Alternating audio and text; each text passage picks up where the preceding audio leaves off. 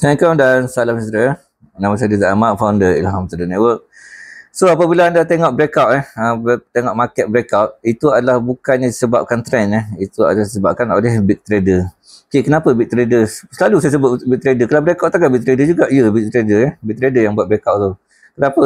Kenapa dia buat breakout? Sebab dia dah feel dia orang punya liquidity dia orang tu, yang pada dia orang kutip stop loss. Contoh kalau dia breakout resistance, dia kutip stop loss pada sell position retail trader.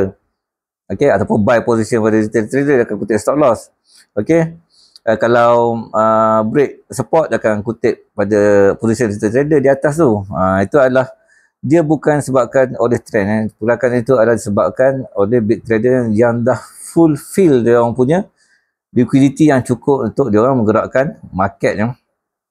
So kalau anda nampak breakout ni, itu adalah petanda clue yang bagus untuk anda masuk bersama dengan mereka, sebab kita tahu okey ni dah confirm. Taklah confirm, kadang-kadang boleh juga buat fake out. Dia boleh juga buat fake out, tapi itu manipulation fake out tu lain cerita. Okey, ini cerita yang legit punya breakout. Okey, breakout with body. Okey, kita boleh masuk position bersama dengan mereka.